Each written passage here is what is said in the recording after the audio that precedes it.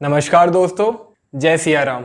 तो आज की वीडियो बहुत इंपॉर्टेंट है। तो आज बात करेंगे अयोध्या में श्री राम जन्मभूमि के बारे में और जानने की पूरी कोशिश करेंगे, इसकी हिस्ट्री को समझने की पूरी कोशिश करेंगे, अभी तक के सारे इसके हिस्टोरिकल इवेंट्स को। तो मेरा आपसे रिक्वेस्ट है, आप प्लीज इस वीडियो को लास्ट तक जरूर देखें, क्योंकि लास्ट में आपके लिए बहुत इंपॉर्टेंट बात है। और प्लीज इस वीडियो को सभी के साथ शेयर कीजिए, खास तौर पे उन लोगों के साथ जिन्हें ये नहीं पता यह जगह हमारे लिए क्या अहमियत रखती है और उनके हिसाब से यहाँ पे स्कूल या फिर हॉस्पिटल बन जाना चाहिए। तो किसी भी चीज को समझने के लिए उसके हिस्ट्री को जानना पड़ता है। और जिस जगह की अपन सब बात कर रहे हैं वो कोई ऐसी वैसी जगह नहीं है। हमारे इष्ट देव स्वयं भगवान विष्णु के 7वें अवतार भगवान श्री राजा रामचंद्र जी की जन्मभूमि से रिलेटेड है। मेरा मानना तो ये है कि भगवान राम को जानने से पहले उनके कुल रघुकुल और रघुवंश को जान लेना चाहिए। अगर आप विष्णु पुराण या फिर वाल्मीकि रामायण का रेफरेंस लें तो जो अयोध्या और कोसला शहर है वो मनु ने डिस्कवर किया था। मनु जो दुनिया के पहले मनुष्य थे या फिर पहले प्रजापति थे, उनके एक पुत्र थे इक्ष्वाकु, जिनके नाम से पूरा इक्ष्वाकु डायनेस्टी चला आ रहा है। तो अब बात कर लेते हैं हिस्टोरिकल टाइमलाइन नंबर 1। तो जो सबसे पुराना शहर है अयोध्या, वो भगवान राम का है और उनके पूर्वजों का है। और एक बहुत बढ़िया बात आप सभी को बता दूं कि जो कुछ भी इस पृथ्वी पे है, चाहे वो पानी हो, पहाड़ हो या वायु हो, वो सब भगवान राम के पूर्वज इक्ष्वाकु डायनेस्टी ने ही इस पूरी धरती को दिया है। भगवान राम 51 नंबर पे थे इक्ष्वाकु डायनेस्टी में से। और आज की मॉडर्न साइंस भी ये बात मानती है कि धरती पे पानी और वायु जैसी चीजें बाहर से ही आई हैं। तो इसका मतलब दोस्तों सब चीजें भगवान राम की हैं और अपन सब भगवान राम के हैं। अब बात कर लेते हैं दूसरे हिस्टोरिकल टाइमलाइन इवेंट के बारे में, कि जैसे आज अपन कोई इवेंट का रिकॉर्ड रखने के लिए कैलेंडर का इस्तेमाल करते हैं, वैसे ही वैदिक साइंस के पीरियड में हमारे वेद पुराण और इतिहास पुराणों में हमारे पूर्वज कोई भी हिस्टोरिकल इवेंट का रिकॉर्ड रखने के लिए एस्ट्रोनॉमी कैलेंडर का इस्तेमाल करते थे। फॉर एग्जाम्पल, किसी भी प्लैनेट स्टार का एक पर्टिकुलर टाइम पे लोकेशन क्या है, उस चीज को वो ध्यान रखते थे। तो जैसा कि सभी को पता है कि दुनिया की सबसे बड़ी, सबसे डिटेल्ड और सबसे सुंदर बायोग्राफी में मैं बात कर रहा हूँ वाल्मीकि रामायण, जिसके 24,000 श्लोक भगवान राम के हर लाइफ इवेंट को बहुत डिटेल के साथ बताते हैं। सॉरी मैं आपको बीच में इंटरप्ट कर रहा हूँ। अगर आपको लाइफ में कभी भी सक्सेस चाहिए तो आप श्रीमद् रामायण और श्रीमद् महाभारत जरूर पढ़ें। आपने अभी तक अपने लाइफ में बहुत फिरंगियों का काम को जाना या फिर पढ़ा होगा। एक बार अपने लाइफ में प्लीज पढ़ें आप श्रीमद् रामायण या फिर श्रीमद् महाभारत। कब पहले पेज से लास्ट पेज हो जाएगा और कब आप हरि नाम का रश आपके जीभ पे चढ़ जाएगा, आपको खुद ही पता नहीं चलेगा। तो बस वापस से अपन स्टोरी पे आते हैं। अब बायोग्राफी है तो ऑब्वियसली वाल्मीकि जी ने भगवान राम के जन्म का समय जरूर बताया होगा एस्ट्रोनॉमी कैलेंडर के हिसाब से।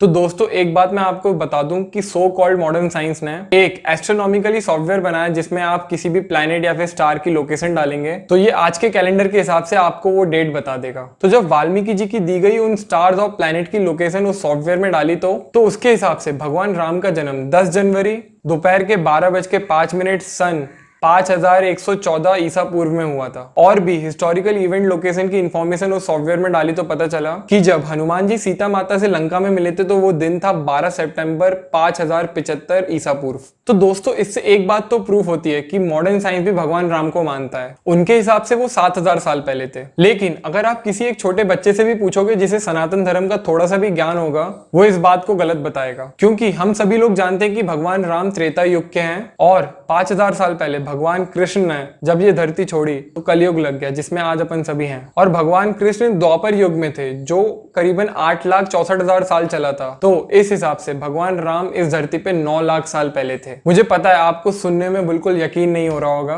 बट इस बात को मॉडर्न साइंस खुद ही प्रूफ कर देगा। हम सभी लोगों ने राम सेतु के बारे में तो सुना ही होगा। उसकी कार्बन डेटिंग की गई कि ये जानने के लिए वो कितने साल पुराना है। तो पता चला मिडिल में वो कुछ 18,000 साल पुराना था और किनारे पे करीबन 1 लाख साल पुराना था। तो ये दोनों ही डेट 7000 साल से पुरानी है। तो मतलब इसका मतलब ये है कि अभी इस सॉफ्टवेयर को बहुत कुछ सीखना बाकी है और अभी इस सॉफ्टवेयर में बहुत कमी है। अभी और टाइम लगेगा मॉडर्न साइंस को वैदिक साइंस के लेवल पे पहुंचने के लिए। और दूसरा एग्जाम्पल ले सकते हैं खुद वाल्मीकि रामायण में से, कि जब हनुमान जी लंका जाते हैं तो उन्हें लंका के गेट पे 4 दांत वाला हाथी दिखता है। और मॉडर्न साइंस इस बात को भी मानता है और उनके हिसाब से ऐसे जानवर 20 मिलियन साल पहले धरती पे रहते थे। और भी सैकड़ों एग्जाम्पल हैं जिससे ये बात प्रूफ होती है कि भगवान राम 9 लाख साल पहले इस धरती पे थे। अगर पहले टाइमलाइन और दूसरे टाइमलाइन की बात की जाए तो अपने सामने अपन को 2 आंसर मिलते हैं। पहला तो ये कि ये पीरियड बहुत पुराना है, इसकी हिस्ट्री बहुत पुरानी है, इस पूरे एरिया की जो अयोध्या के आसपास वाला एरिया ये बहुत पुराना है और अपन पुरानी की बात कर रहे हैं, मतलब लाखों साल पुरानी बात कर रहे हैं। और दूसरी मैं मानता हूं कि ये सबसे इंपॉर्टेंट चीज है अपन सबके लिए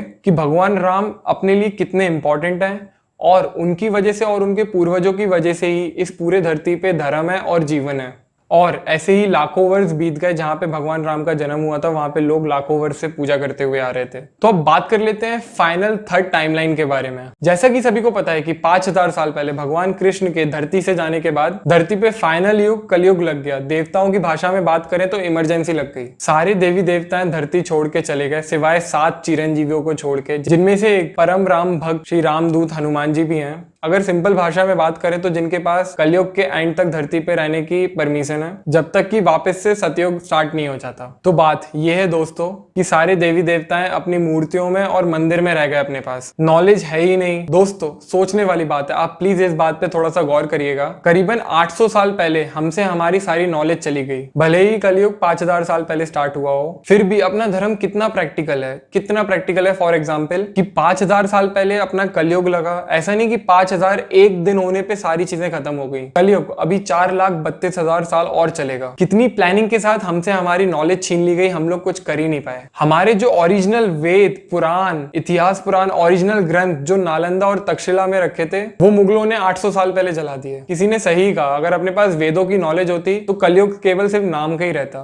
किसी को पता ही नहीं असली सनातन धर्म है क्या। कोई बलि चढ़ा रहा है, कोई बीफ खा रहा है। यह जो अपन पढ़ रहे हैं या फिर जो अपन फॉलो कर रहे हैं सनातन धर्म आज की डेट में, ये ओरिजिनल नहीं है। बहुत सारी चीजें इसमें मिलावट की गई हैं। और जिन्हें पता है कि ओरिजिनल धर्म क्या है, जिन्होंने मुंह जवानी अपने पूर्वजों से सीखा है, वो बहुत लिमिटेड लोग हैं, जो कि थोड़े टाइम में वो भी खत्म हो जाएंगे। ये सारी चीजें भाइयों मैं आपको इसलिए बता रहा हूँ, हम सभी करोड़ों हिंदुओं को इतना बुरा लगा जब अयोध्या में मंदिर तोड़ के मस्जिद बना दी गई। आपको पता है लाखों वर्ष पुराना उसका इतिहास है उस जगह का, लेकिन सिर्फ वहां पे अभी पिछले 1000 सालों में 72 से ज्यादा युद्ध हो चुके हैं श्री राम जन्मभूमि को लेके।